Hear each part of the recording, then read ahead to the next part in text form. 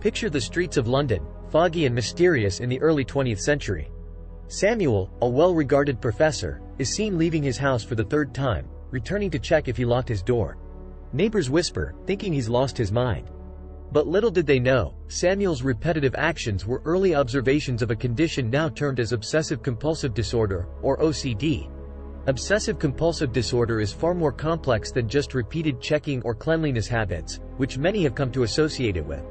At its core, OCD is characterized by two main components: obsessions and compulsions.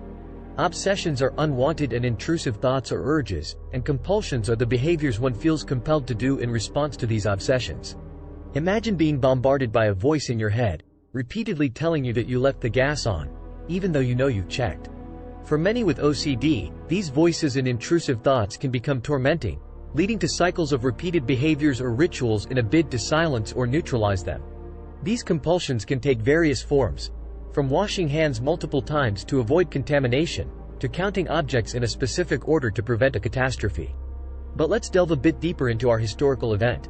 Samuel's tale wasn't just an ordinary story.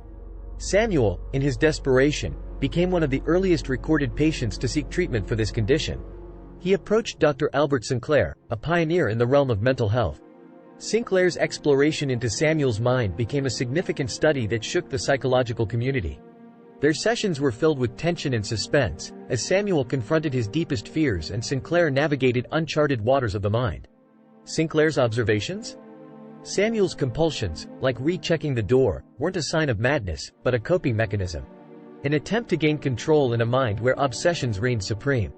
This revelation, at a time when little was known about mental health, provided a beacon of hope for many. It emphasized that OCD wasn't about being crazy but about a complex interplay of brain chemistry, habits, and coping mechanisms. Many believe OCD is merely about cleanliness or specific habits, but it's vital to understand the profound distress and anxiety it can cause. It's not a quirk or a character flaw. Brain imaging studies have shown distinct patterns in those with OCD, pointing to a biological basis. The good news? With our advancing knowledge, treatment has also progressed. Cognitive behavioral therapy, or CBT, is now a frontline treatment, helping many retrain their brains, break out of the compulsion cycle, and regain control over their lives. Medications, too, have proven effective for many. So, as we reflect upon Samuel's journey from the foggy streets of London, let's remember, understanding is the first step to acceptance. By shedding light on conditions like OCD, we not only lift the veil of mystery but also extend a hand of support to those who grapple with it daily. If you've been intrigued by this deep dive into the mind and the tales of history, be sure to hit that like button, share the knowledge, and subscribe for more enlightening content. Together, let's learn, grow, and embrace the complexities of the human experience.